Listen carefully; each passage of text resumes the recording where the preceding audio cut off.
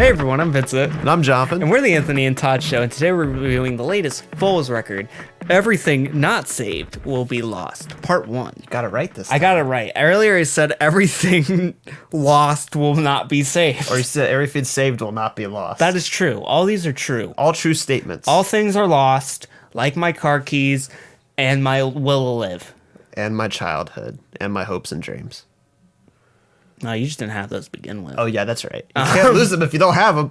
Foals is an English rock, kind of alternative rock, art rock band. Dance punk, who recently just kind of came out of the blue, not in creation, but more or less to me, because I didn't see any hype for any of their previous work until now. And then all of a sudden, it's just all promotion. Everyone's talking about this record, their feelings about it, which is weird because I'm seeing a lot of people talking about this record, but none of it's very positive. And it's not negative either. It's just very meh. It's a very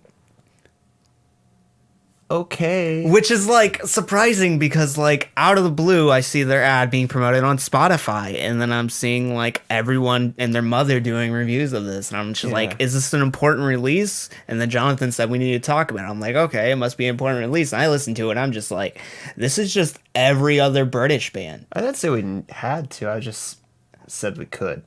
We should. Well, you forced me with a knife, Jonathan. A knife of your words. That's the only way I know how to like request for anything is at knife point. I don't know how to just ask like a normal person. I didn't have a good childhood. Again, you didn't have one to begin with.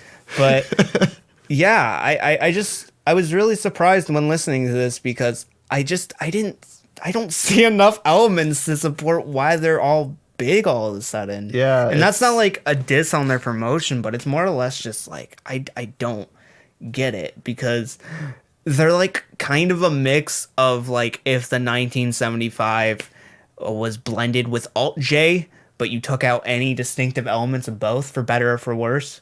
Because there's times on here where they're kind of doing some like really cool core shit and they're doing this kind of like nice reverb space and providing some decent atmosphere, but they're also kind of dredging through these like kind of almost synths at times and these kind of like almost mildly emo, but not fully emo, but more reflective of political status type of emo where it just seems a little bit too cliche to be anything but melodramatic. Yeah, it's just all around just like it's not a bad album, but it's not a notable album. And there's like some things I can see that work for them really well in this project. Like they have some cool like small like instrumentation. That's what I was gonna say. It's just like this weird like and small that's elements. something I noticed. And then I read an article I think they did with Consequence of Sound, and they said this project was a lot about I think rhythm and texture is the way they described it. And that's something I noticed is it kind of has this like disco vibe in the sense of kind of just keeping the same production throughout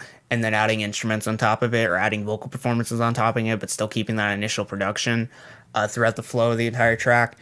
And for this, when listening to it, it's just like some moments are really nice because you'll just get this random synth that pops out of anywhere. And it's like really cool. It's only for a second. Or you get this guitar being strummed for just like one note. Yeah. And it's really distinctive and it's just there for a second. You're like, oh, that's cool. But then like you'll get other moments where the guitar will be strummed again and it'll just keep on going with the production. I'm just like, that's lame. Because it doesn't seem like formless. Yeah. It just seems like it doesn't seem important. Mm-hmm. Which is interesting because I feel like a lot of their bass production sometimes is cool. Like I really like the reverb on the drums for a lot of these tracks and the reverb, especially on the bass, because it makes us feel like a wider environment we're in. But their synth work throughout this entire thing, when it's full blown and shown, it's just like nondescript. It's not bad, but it's just nothing I haven't heard before. Yeah. And it's nothing special. It's just kind of random synth work. I can't say it's as bad as like the last Muse project because it does give me that 80s vibe, but it just feels out of place, especially for the environment they're depicting in this project. A lot about being lost, and I just think that while that kind of fits, synth work kind of fits this like Odyssey vibe. It doesn't work for this project in particular. Yeah, you said the 80s vibe, which that was something I kind of want to mention. Like, there's a lot of like moments on this where I can hear them trying to basically become like the modern Talking Heads, but for like modern like alternative rock sounds. It's not working the same way because like Talking Heads is like a very like focused, understood like musical experience, right? Clearly they knew what they were doing like every step of the way, and I don't get that attention to detail I like here. I think one thing I don't really get the Talking Head vibe. Not like trying to sound like But- Talking Heads, but, but like like, do what Talking Heads did. For, I, like, I get New it Wave. in the vocals, especially on the track In Degrees, where we're getting this like Yeah. vocals being kind of pitched in, and I think the vocals are actually nice when they're layered on top of each other. We get the steady progression. Going back to like, it makes it feel formless because I feel like at the best parts of this album is when we get these little formless moments Yeah. where it's not defined into a shape and it actually gives them character that I haven't heard before and it's something distinctive to them. I feel like the most part for this project, they have like a bucket full of water. I'm like, oh, they're gonna drill a hole into that. That's gonna be really cool. And it's like, yeah, I'm gonna drill a hole in it. And they drill a hole in the side, so only a little bit of water falls out, but not the entire thing. So it's really cool. It's Yeah. just more like, well, a little bit here. Yeah. It's not enough formless where I think it would matter, and I feel like they're too straight and they're too narrow through this entire thing. They seem too calculated on some of these tracks, especially Cathay Diathans, which it just sounds like a shitty alt-J track. The bells on it are horrific. They're terrible. They drone on forever, and it just kind of goes on for way longer than necessary. Same thing with Surf Part 1. I think it just drones. I'm completely lost on whatever this album. Part one is it is just a drone basically. It's essentially just like There's like no lyrics. It's just like this 44 seconds of just.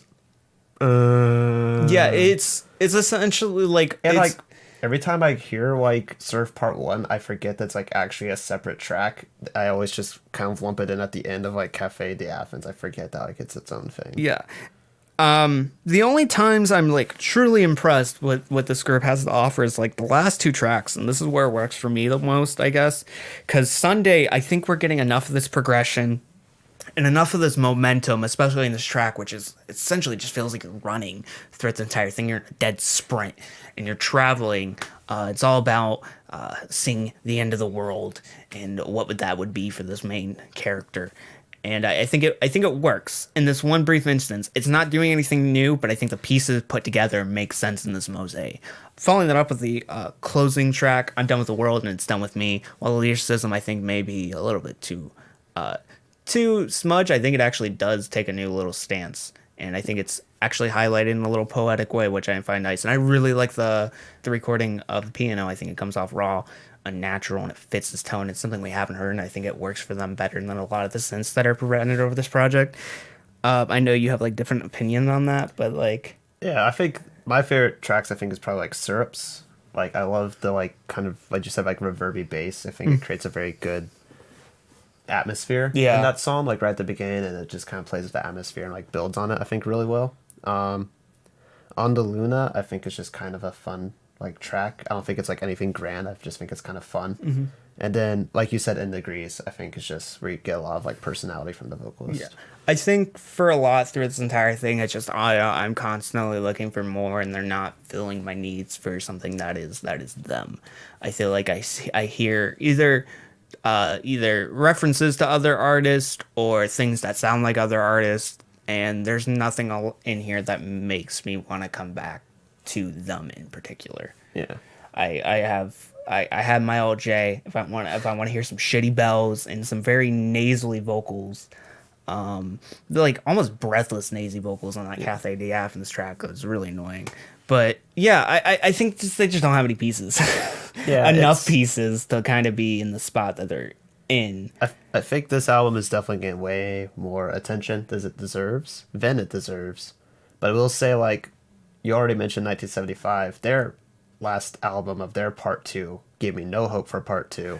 I think this one, like, I think part 2 can be a little more interesting. It depends if it's made in the same studio sessions, because a lot of these part 2s is made in studio sessions. I have no idea if it is. But, like, if it's kind of like, I can see, like, if they start building on, like, 9 and, like, their last 2 tracks with the second album, like, is taken from that aspect and, like, continuing that part, I think part 2 would be a very cool, interesting album if it's just focused on that aspect. I think just part 2, the last 2 tracks, like, just kind of come in like too little too late Yeah. with that elements and doesn't fit with the rest of the album. One thing I can give this album is I think at least when it comes to terms and theme wise, it actually is pretty cohesive in the entire thing. It's all about being lost and also panic and being kind of stuck in places. On the second track, where it's essentially we're just stuck into the country, we can't get out. There's no escape from our political leaders. We can't Our escape. political oppressors. That's why we need to move to communism. And I think we need to rise up. We need to have our communist revolution in America finally. yeah. Better red than dead. I think we're gonna end it there. I think all the main points are summed up. It's just Yeah. there's not enough for me on this record. There's not enough. Just at all. It's just like I think the biggest thing they have working for them is adding elements of production dripping in throughout, but not keeping it in a loose form, but adding more. And I think that's the thing that's working best for them, but also Yeah. keeping a momentum that is distinctive to them, and whether it's at a running pace or something more slow and reflection wise, I think it would work in the future. I don't really have hope for the second product that's coming out in September. I have a little more hope for that than I have like notes on a conditional form, whatever the fuck the next 1975 album's called. But yeah, what you said, like, there's not enough. Like, that was the thing. Like, this album was like really hard to review because I couldn't really find anything to like really hold to. And I think that's probably the biggest criticism you can give an album. Is just like there's nothing here to talk about. So yeah, That's why, hence, we talked about communism. why we talked about communism. Because that has distinctive qualities that are also loose in nature. 10 out of 10. 10 out of 10 communism. 10 out of 10 album. 4 out of 10. I think we're gonna leave that until next time, guys. I'm Vincent. And I'm Jonathan. Viva la revolution. See you, boys. God damn it.